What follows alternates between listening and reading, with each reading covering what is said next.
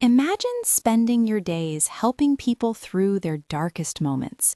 You listen to their stories, witness their struggles, and offer your unwavering support. It's profoundly meaningful work, driven by compassion. But what happens when the weight of those stories, the echoes of others' pain, begins to settle on you? This is the essence of what we call secondary trauma, a term central to the field of victimology. It describes the psychological distress experienced not directly by the survivor, but by those who stand by their side, providing care and advocacy. We'll often hear it referred to by a few different names: vicarious trauma, secondary traumatic stress, or compassion fatigue, each a piece of a larger puzzle, but all pointing to the very real cost of caring. To truly understand secondary trauma, let's untangle these terms, as they help us appreciate the nuanced ways empathy can take its toll. Think of them as different lenses through which we view a similar experience. First, secondary traumatic stress, or STS. This is perhaps the most direct connection to traditional trauma. It refers to the psychological trauma you might experience from direct contact with trauma survivors, disturbing descriptions, or even witnessing cruelty. The key here is that its symptoms often mirror those of post-traumatic stress disorder: intrusive thoughts, vivid images, avoiding reminders, feeling emotionally numb, or being constantly on edge. It's like feeling the ripple effect of someone else's traumatic wave. Then we have vicarious trauma, or VT. This is a more cumulative process. It's not just about experiencing symptoms, but about a deeper, more fundamental shift in your worldview. When you empathetically engage with trauma survivors over time, your own beliefs about safety, trust, justice, and even your sense of self can be altered. It's as if repeatedly looking through a broken lens begins to change how your own eyes perceive the world. Early researchers like Lori Ann Perlman and Karen Sakvitne focused on this profound shift in professionals' belief systems. And finally, compassion fatigue, or CF. This term, popularized by Charles Figley in the 90s and coined by Carla Joinson for nurses, is often used as an umbrella concept. It's truly the cost of caring, the cumulative physical, emotional, and psychological effect of continuous exposure to traumatic stories, combined with the general stresses of daily life. While it can include the PTSD-like symptoms of STS, it also encompasses a broader sense of emotional exhaustion and burnout, reflecting the overall emotional drain of empathy and caregiving. It's not just one event, but the persistent drain over time, leaving you feeling empty and worn out. It's important to note that while similar, it's distinct from burnout, which is more about dissatisfaction and builds slowly, whereas compassion fatigue specifically comes from the harm of trauma exposure. So how does this indirect exposure actually happen? It's not always about being physically present at a traumatic event. It can happen in many ways. It could be through listening intently to a client's harrowing account of abuse, reviewing graphic case files as a legal professional, or hearing detailed descriptions of violence and loss from a victim. First responders might experience it by responding to the aftermath of a mass casualty incident. Crucially, it's often the act of empathetic engagement, truly trying to understand and connect with another person's pain, that opens us up to this experience. The symptoms of secondary trauma can manifest in surprisingly diverse ways. You might find yourself struggling to manage your emotions, feeling unusually irritable, or even having aggressive outbursts.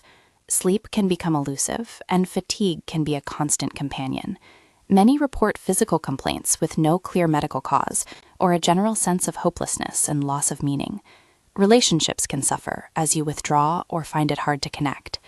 Some might even turn to destructive coping mechanisms, like substance abuse, just to quiet the internal noise.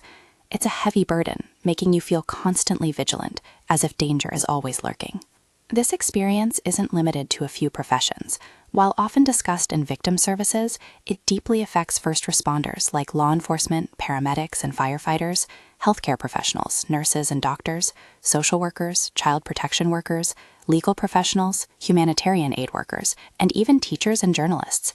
Anyone in position of empathetic care can be vulnerable, including informal caregivers like family members supporting a loved one who has experienced trauma. Certain factors can increase our risk. If you've had prior traumatic experiences yourself or tend towards social isolation, you might be more susceptible. A lack of adequate training or supervision, less job experience, or constant intense trauma exposure can also heighten the risk. Conversely, there are protective factors. Concepts like vicarious resilience and vicarious transformation remind us that we can also gain strength and inspiration from survivors, and compassion satisfaction is the profound sense of meaning and fulfillment we get from helping others, a powerful antidote to the cost of caring. It's also worth acknowledging that the field itself is dynamic, with ongoing discussions and debates.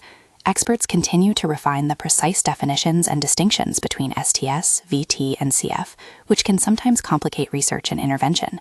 There's also constant work on improving how we measure and assess these experiences, and a persistent challenge to ensure universal recognition of secondary trauma as a legitimate occupational hazard, helping to destigmatize it so people feel comfortable seeking help. We're also continually evaluating the efficacy of different interventions and seeking to understand the long-term psychological and physical consequences if these issues go unaddressed. So, what can we do to mitigate these profound effects? The good news is there are concrete strategies, focusing on both individual and organizational responsibility. On an individual level, increased self-awareness is paramount. Recognizing the early signs in yourself is the first step. Prioritizing emotional and physical self-care isn't a luxury, it's a professional necessity. Things like regular exercise, good nutrition, sufficient sleep, and mindfulness practices. Establishing healthy work-life boundaries is crucial, knowing when and how to switch off. Having realistic expectations about what you can achieve, and seeking supportive relationships are also key. But it's not just about the individual. Organizational support plays a critical role.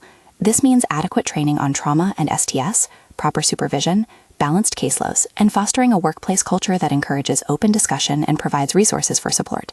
Organizations like the Office for Victims of Crime, OVC, and the American Psychological Association, APA, are actively involved in promoting these principles and providing resources. Looking ahead, the future of addressing secondary trauma is about continuous improvement. We're moving towards more refined terminology, better measurement tools, and stronger evidence for what truly works in diverse professional settings. There's a growing emphasis on destigmatizing the experience, making it easier for individuals to come forward and seek help without fear of judgment. Crucially, the focus is expanding beyond just individual self-care to a more balanced approach, recognizing the significant role organizations must play in creating supportive systems and preventative measures. Ultimately, secondary trauma is a testament to the powerful human capacity for empathy. It's a reminder that those who care for the wounded can also be wounded themselves, not by the original trauma, but by its pervasive echoes. By understanding its mechanisms, recognizing its signs, and proactively implementing protective strategies, both personally and systemically, we can better safeguard the well-being of our caregivers, ensuring they can continue their vital work with compassion and resilience. It's about recognizing the silent strength required to bear witness and ensuring that those who carry the stories of others are also seen, heard, and supported.